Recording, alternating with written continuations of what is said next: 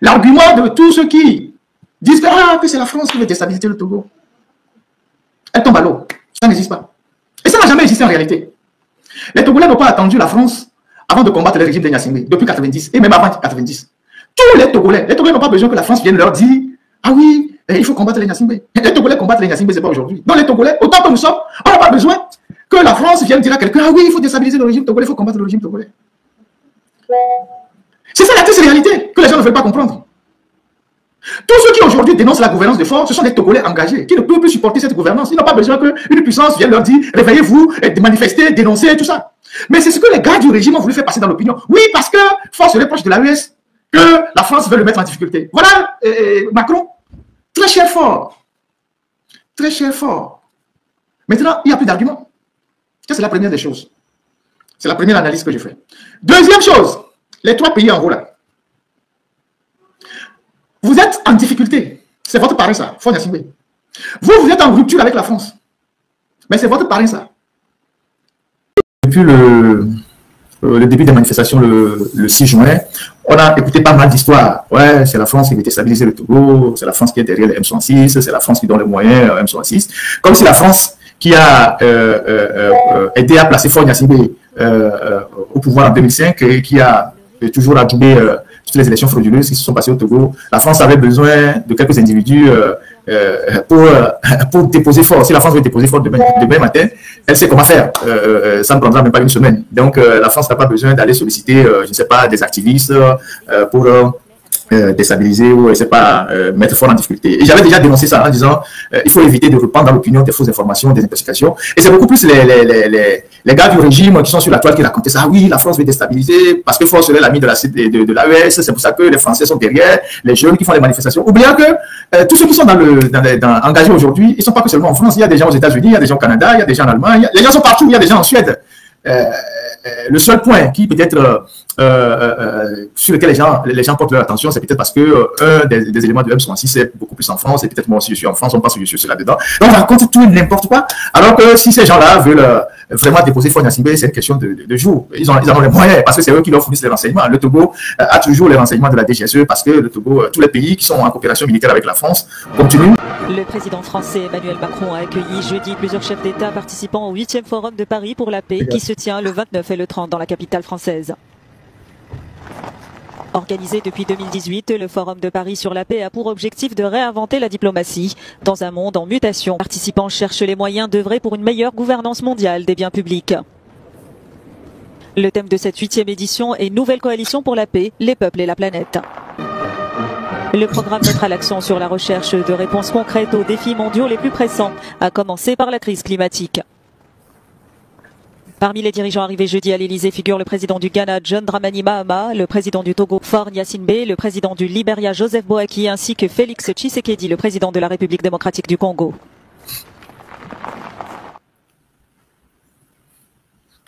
Ça, c'est la première vidéo. Et ça, c'est la photo de la réunion, une des photos de la réunion. Vous voyez bien Faure Gnassingbé. Et donc, la première vidéo, c'est l'arrivée à l'Elysée, avec la photo de cette réunion, à l'Elysée d'abord. Et puis après, vous allez voir un discours de Macron. Et vous allez voir comment Macron appelle Faure. Et vous allez voir comment Macron, il tchatchait Faure, il parle avec Faure. Donc, il faut... ah oui, mais ils n'ont pas dit le président du Conseil, le journaliste a dit le président du Togo. Donc, et donc, vous voyez, cette première image qu'on vient de diffuser, vous allez voir comment l'accueil était très chaleureux sur le perron de l'Élysée, avec Macron qui tapotait sur le dos de Faure, qui lui mettait la main sur le dos, donc une certaine familiarité, il dit ah, mon pote, bonne arrivée, voilà, mon pote, bonne arrivée, c'était très, très, très chaleureux. Et quand vous voulez analyser les images, ce sont les détails que vous devez voir. Ce sont les détails en politique, dans les relations internationales, ce sont les détails qui sont importants pour les journalistes, ce sont les détails qui nous envoient l'image de la chaleur des relations entre les États. Si vous avez un chef d'État qui reçoit, et Donald Trump qui reçoit un chef d'État froidement, ou qui le reçoit de façon insolente, ou le reçoit de façon méprisante, merci beaucoup, Monsieur le Ministre. Écoutez le discours. Monsieur le Président du Conseil de la République togolaise, cher Faure. Monsieur le Président de la République démocratique du Congo, cher Félix. Monsieur le Ministre d'État du Qatar, Monsieur le représentant du Président. Technique, il faut revenir. Monsieur le Ministre. Il faut revenir au début. Monsieur le Président du Conseil de la République togolaise. C'est la petite séquence là qui m'intéresse. C'est la séquence du début qui m'intéresse. Merci beaucoup, Monsieur le Ministre. Écoutez. Monsieur le Président du Conseil de la République togolaise, cher Faure. Monsieur le Président de la République démocratique du Congo, cher Félix. Reviens. Le ministre d'État du Qatar. Monsieur. Merci beaucoup, monsieur le ministre. Après l'accueil, Monsieur le Président du Conseil de la République togolaise, cher Faure. Après l'accueil chaleureux sur le président de l'Élysée, avec tous les tapements au dos, tout ça, il y a tout ce qui relève de l'expression. Monsieur le Président du Conseil du Togo, très cher Faure. Voilà. Et donc, à partir d'aujourd'hui, à partir de cet instant-là, et c'est là où je vais faire mon analyse, donc, il faut... ah oui, mais ils n'ont pas dit le président du Conseil, le journaliste a dit le président du Togo. Donc, et donc, vous voyez... cette première image qu'on vient de diffuser, vous allez voir comment l'accueil était très chaleureux sur le perron de l'Élysée, avec Macron qui tapotait sur le dos de Faure, qui lui mettait la main sur le dos, donc une certaine familiarité, il dit à mon pote, bonne arrivée, voilà, mon pote, bonne arrivée, c'était très, très, très chaleureux. Et quand vous voulez analyser les images, ce sont les détails que vous devez voir. Ce sont les détails en politique, dans les relations internationales, ce sont les détails qui sont importants pour les journalistes, ce sont les détails qui nous envoient l'image de la chaleur des relations entre les États. Si vous avez un chef d'État qui reçoit, Donald Trump qui reçoit un chef d'État froidement, ou qui le reçoit de façon insolente, ou le reçoit de façon méprisante, merci beaucoup, monsieur le ministre. Écoutez le discours. Monsieur le Président du Conseil de la République togolaise, cher Faure. Monsieur le Président de la République démocratique du Congo, cher Félix. Monsieur le ministre d'État du Qatar, monsieur le représentant du président. Technique, il faut revenir. Monsieur le ministre. Il faut revenir au début. Monsieur le Président du Conseil de la République togolaise. C'est la petite séquence là qui m'intéresse. C'est la séquence du début qui m'intéresse. Merci beaucoup, monsieur le ministre. Écoutez. Monsieur le Président du Conseil de la République togolaise, cher Faure. Monsieur le Président de la République démocratique du Congo, cher Félix. Reviens. Le ministre d'État du Qatar. Monsieur. Merci beaucoup, monsieur le ministre. Après l'accueil chaleureux, cher Faure. Après l'accueil chaleureux sur le président de l'Élysée, avec tous les tapements au dos, tout ça, il y a tout ce qui relève de l'expression. Monsieur le Président du Conseil du Togo, très cher Faure. Voilà. Et donc, à partir d'aujourd'hui, à partir de cet instant-là, et c'est là où je vais faire mon analyse, l'argument de tous ceux qui disent que c'est la France qui veut déstabiliser le Togo, elle tombe à l'eau. Ça n'existe pas. Et ça n'a jamais existé en réalité. Les Togolais n'ont pas attendu la France avant de combattre le régime de Gnassingbé, depuis 90, et même avant 90. Tous les Togolais n'ont pas besoin que la France vienne leur dire « Ah oui, il faut combattre les Gnassingbé ». Les Togolais combattent les Gnassingbé, ce n'est pas aujourd'hui. Donc les Togolais, autant que nous sommes, on n'a pas besoin que la France vienne dire à quelqu'un « Ah oui, il faut déstabiliser le régime togolais, il faut combattre le régime togolais ». C'est ça la triste réalité que les gens ne veulent pas comprendre. Tous ceux qui aujourd'hui dénoncent la gouvernance de Faure, ce sont des Togolais engagés qui ne peuvent plus supporter cette gouvernance. Ils n'ont pas besoin qu'une puissance vienne leur dire « Réveillez-vous, manifestez, dénoncez, tout ça ». Mais c'est ce que les gars du régime ont voulu faire passer dans l'opinion. Oui, parce que Faure serait proche de la US, que la France veut le mettre en difficulté. Voilà, Macron, très cher Faure. Très cher Faure. Maintenant, il n'y a plus d'arguments. Ça, c'est la première des choses.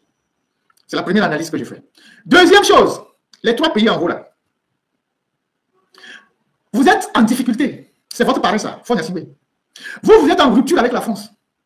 Mais c'est votre pari, ça. Il semble partager le même combat que vous. Vous venez le voir de temps en temps. Mais lui, il a reçu un pompe là.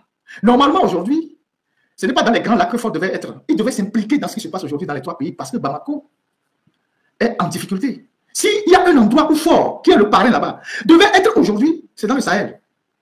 Parce que Bamako est étouffé. Cette semaine, le Wall Street Journal, un journal américain très sérieux, disait que si on ne prend pas les mesures, on n'anticipe pas les choses, les djihadistes peuvent prendre Bamako. Il fallait lire l'article de Wall Street Journal, qui est sorti, très sérieux. Il y a un ancien ministre du Sénégal qui a fait une tribune que vous pouvez lire, une tribune très sérieuse pour dire ce qui se passe là est très dangereux parce que les djihadistes sont sur le point de conquérir tout le Mali. Et dès qu'ils auront tout le Mali, ils vont attaquer le Sénégal. Et surtout que Jeune Afrique vient d'annoncer que la semaine dernière, il y a eu un échange entre les djihadistes et l'Arabie Saoudite avec le gouvernement malien qui est au courant parce que les djihadistes ont enlevé 3 Saoudiens et on a remis à ces djihadistes 50 millions d'euros ou de dollars avec des tonnes d'armes. Vous imaginez 50 millions d'euros ou de dollars qu'on a payé aux djihadistes comme rançon. Vous imaginez la fortune qu'ils ont avec des tonnes d'armes. Donc là où Faure devait s'investir actuellement, c'est là-bas parce que c'est plus proche de nous. Et la première fois, le GNIM a attaqué le Nigeria. Pour la première fois, le GNIM a attaqué le Nigeria. Et Donald Trump a réagi. Donc, là où Faure peut être plus actif, c'est là-bas. Ce n'est pas dans les grands lacs. Parce que c'est votre parrain. Mais lui, il est bien reçu à l'Élysée. Celui qui est ami de tout le monde, il n'est ami de personne. Celui qui est ami de tout le monde, il n'est ami de personne. Parce que le jour où vous allez tomber, lui va continuer l'amitié avec l'autre. Ça, je le dis aux gens d'en haut. Mais tout ce qui se passe là, c'est une situation assez intéressante qu'on doit observer de très près. Parce que ça va partir en couille dans la région. Avec tout ce qui se passe au Soudan. C'est la même bande, hein, la bande sahélo-sahélienne, jusqu'au Soudan. Avec tout ce qui se passe au Soudan, avec les Émirats Arabes Unis et l'Arabie Saoudite qui financent les groupes opposés, qui sont en train de massacrer les Noirs au Soudan, pendant que personne ne dit rien, l'Union africaine ne dit rien. C'est la même bande. Hein. Si vous lisez très bien les livres géopolitiques, les recherches de tous les experts, c'est la même bande. Et c'est une bande qui a été longtemps arabisée ou islamisée. Ça, c'est pour revenir dans l'histoire. C'est la même bande. Et la guerre, c'est pas au Soudan, avec tout ce qui se passe, Al-Fasher, le Tchad, tout ça, c'est la même bande. C'est la même bande. Et quand vous retournez dans l'histoire, vous allez comprendre ce qui se passe. Donc, les enjeux, ça dépasse le petit Togo. Et donc, voilà le commentaire que je voulais faire par rapport à cette vidéo. Donc, ceux qui disent, ah oui, c'est la France qui veut faire ci, qui veut faire ça, ces arguments n'existent plus.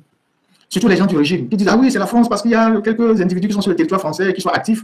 Il y en a aussi qui sont sur le territoire américain, il y en a qui sont sur le territoire ghanéen, sur le territoire canadien, sur le territoire européen. C'est des citoyens libres qui se sont engagés juste pour la liberté dans leur pays. Aucune puissance n'a besoin de dire aux Togolais de se réveiller contre les Gnassingbé. Et ça, les Gnassingbé se battent il y a très longtemps. Les Togolais se battent contre les Gnassingbé il y a très longtemps. Très longtemps.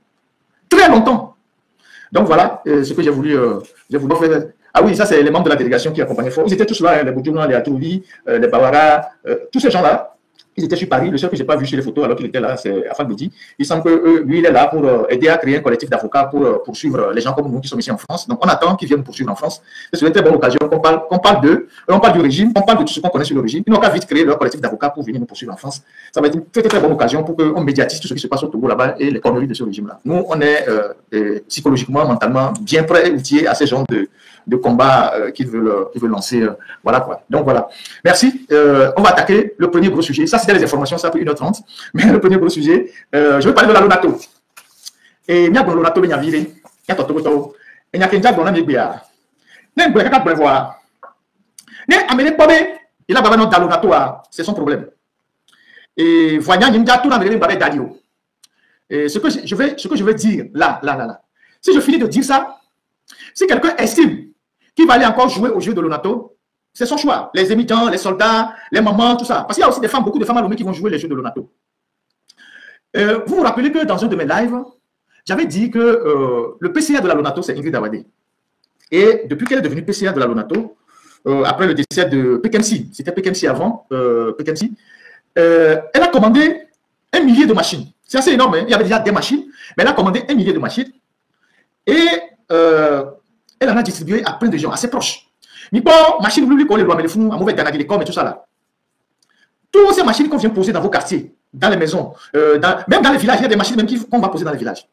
Donc, quelle machine où on va, parce que ça rapporte beaucoup d'argent. Une machine dans un quartier où les gens jouent beaucoup, c'est un chiffre d'affaires de 200 à 1 million, c'est 1,8 million par mois. Mais à mot dans la distribution, les Kwamea, c'est parfois 1,8 million par mois, par machine. Donc, les chiffres varient de 200 000 à 1,8 million, voire 2 millions par mois, par machine, dans les quartiers.